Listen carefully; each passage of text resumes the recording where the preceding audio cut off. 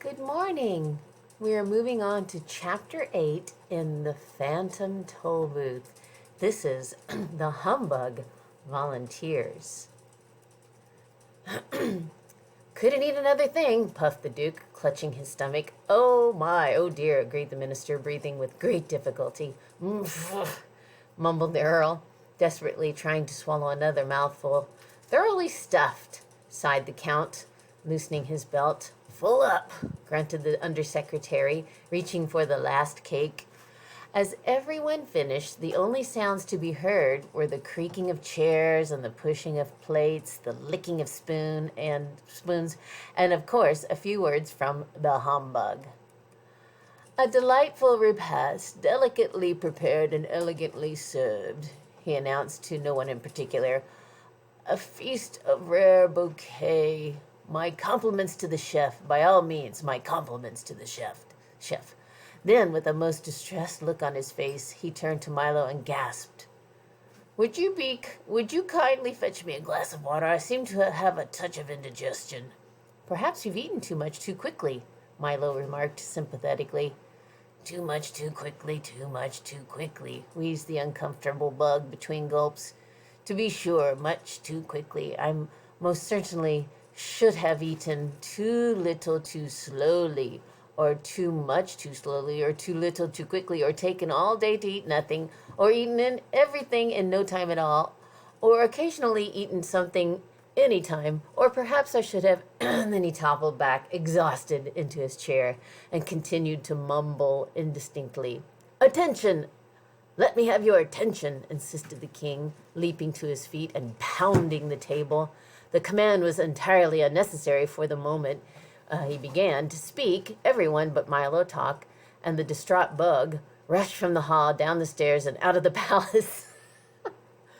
Loyal subjects and friends, continued Azaz, and his voice echoing in the almost empty room. Once again, on this gala occasion, we have... Pardon me, coughed Milo as politely as possible, but everyone has gone. I was hoping no one would notice, said the king sadly. It happens every time. They've all gone to dinner, announced the humbug weakly, and just as soon as I catch my breath, I shall join them. That's ridiculous. How can they eat dinner after a banquet? asked Milo. Scandalous, shouted the king. We'll put a stop to it at once. From now on, by royal command, everyone must eat dinner before the banquet. But that's just as bad, protested Milo. You mean just as good, corrected the humbug. Things which are equally bad are also equally good. Try to look on the bright side of things. I don't know which side of anything to look at, protested Milo. Everything is so confusing, and all your words only make things worse. How true, said the unhappy king, resting his regal chin on his royal fist as he thought fondly of the old days. There must be something we can do about it. And there's the sad king with his head on his fist. Pass the law, the humbug suggested brightly. We have almost as many laws as words, grumbled the king. Offer a reward, offered the bug again. The king shook his head and looked sadder and sadder. Send for help, drive a bargain, pull the switch, file a brief, lower the boom, tow the line, raise the bridge, bar the door, shouted the bug, jumping up and down and waving his arms. Then he promptly sat down as the king glanced furiously in his direction. Perhaps you might allow rhyme and reason to return, said Milo softly, for he had been waiting for just an opportunity to suggest it. How nice that would be, said Azaz, straightening up and adjusting his crown. Even if they were a bother at times, things always went so well when they were here. As he spoke, he leaned back on the throne and clasped his hands behind his head and stared thoughtfully at the ceiling. But I'm afraid it can't be done. Certainly not. It can't be done, repeated the humbug. Why not?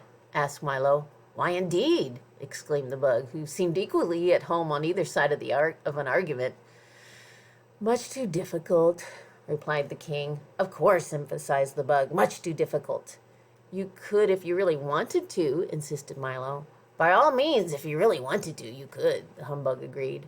How? asked Azaz, glaring at the bug. How? Inquired Milo, looking the same way.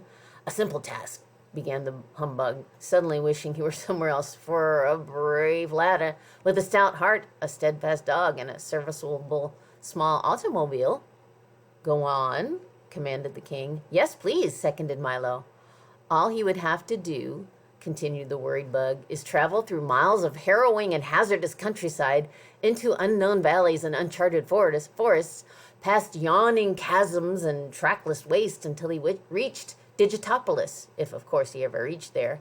Then he would have to persuade the math magician to agree to release the little princesses, and of course he'd never agree to anything that you agreed with, and anyway, if he did, you certainly wouldn't agree to it.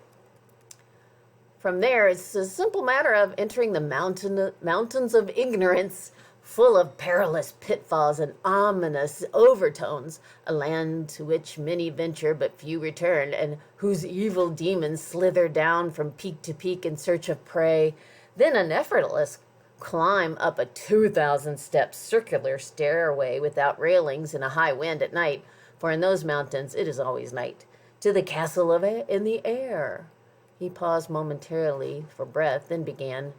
After a pleasant chat with the princesses, all that remains is a leisurely ride back through those chaotic crags whose frightening friends have sworn to tear any intruder limb from limb and devour him back down to his belt buckle.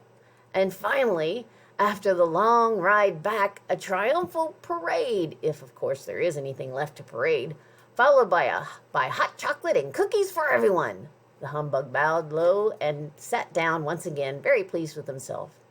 I never realized it would be so simple, said the king, stroking his beard and smiling broadly. And that's where we will leave it. The humbug has described what has to happen to get rhyme and reason back. And now, see if you can predict what's going to happen next. Until next time.